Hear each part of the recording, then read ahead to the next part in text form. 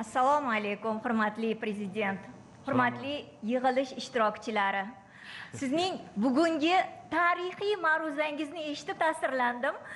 Sababi 15 yildan beri men shu tizimda ishlayotgan bo'lsam, bu birinchi marta bo'layotgan tarixiy uchrashuv. Siz bizga hozir 8 ta yo'nalishda 15 ta asosli takliflarni bildirdingiz va mana shu takliflarni ichida meni yuragimga juda ham yondirib yorgani mehnatga haq to'lashni aynan minimal belgilayotgan paytimizda kasaba uyushmalari ishtirok etsin dedingiz. Bu bizlar uchun juda ham katta tarixiy voqea. Yana siz alohida to'xtalib o'tdingiz raqamlashtirish bo'yicha, sun'iy intellekt bo'yicha, chunki hozirgi kunda sun'iy intellekt imkoniyatlaridan foydalangan holatda aynan platformali bandlik masalasiga, chunki bu yerda kuryerlar bor, yetkazib berish xizmati, frilanserlar bor, taksistlar bor. Ularning mehnatini muhofazasi, ularning ijtimoiy himoyasi bugun qanday holatda? Bularga e'tibor qaratish kerak deb aytdingiz. Biz o'zimizga aniq yo'nalishlarni belgilab oldik. Yana bir jihatga e'tibor qaratishni juda ham xohlayman. Sababi bo'layotgan islohotlar bilan bog'lab aytadigan bo'lsam, konstitutsiyaviy islohotlar jarayonida minimal iste'mol xarajatlarini belgilash bo'yicha 2023-yilda juda katta o'zgarish bo'ldi. Aynan konstitutsiya bilan muhrlanishi bu haqda juda ko'p gapirilardi avval, lekin hech kim yurak yutib buni konstitutsiya darajasiga ko'tarmagan va kambag'allik ham rasman tan olinmagan. Lekin siz o'zingizni qat'iyatingiz bilan kambag'allikni bartaraf etishni umummilliy harakatga aylantirganingizni mahalla yettiligi, bunga soliqchilarni, bankirlarni, hattoki mutasaddi organlarni ham jalb etganingiz, bunda nuroniylarning ham faol ishtirokini alohida ta'kidlash joiz deb bilaman.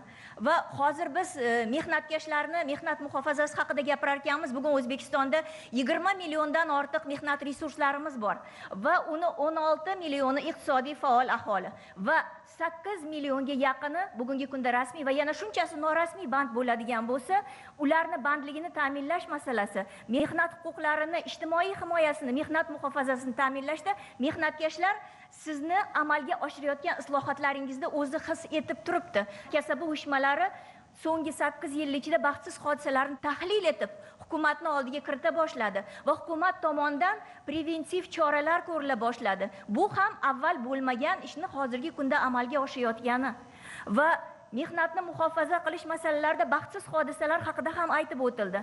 Baxtsiz hodisalarni yagona tizimi, mehnatda mayblanish, nogironlik haqida kuyinib hozir gapirdingiz va yagona tizim bo'lish kerak, buni raqamlashtirish kerak deganingizga biz to'liq qo'llab-quvvatlaymiz bu fikringizni va bu juda ham bugungi kundagi muhim masala. Chunki nogironlik sababli ularni qayta kasbga tayyorlash, yangi ish o'rinlari yoki bo'lmasa ularni o'qitish masalasi bu konstitutsiyada muhrlandi. Davlat bandlikni ta'minlaydi, kambag'allikni qisqartiradi, o'qitadi, kasbga tayyorlaydi, qayta tayyorlashni rag'batlantiradi. Axir shuncha imkoniyatni bizga qilib berganingizdan keyin bu hozirgi biz aytayotgan masalalarni yechimiga jiddiyroq e'tibor qaratmasak bo'lmaydi. Va baxtsiz hodisalar haqida yana bir narsani aytmoqchiman. Ularning iqtisodiy oqibatlarini ham aytib o'tdingiz. Ularning iqtisodiy oqibatlarini hisob-kitob qilish tartibotlarini, baxtsiz hodisalarni klassifikatsiyasini ishlab chiqishni ham joyiga qo'yishimiz kerak. Va bizda hozirgi kunda tabiiy iqlim sharoitlarida o'ta zararli, o'ta xavfli ishlarda mehnat qilayotgan mehnatkashlarimiz bor. Va aynan mana shu mehnatkashlarimizga maxsus kiyim-bosh, maxsus poyafzal, shaxsiy himoya vositalari bilan ta'minlanish masalalarida ham kasaba uyushmalarining birgalikdagi ishtiroki va ish beruvchilarning bunga diqqat e'tibori juda ham muhim.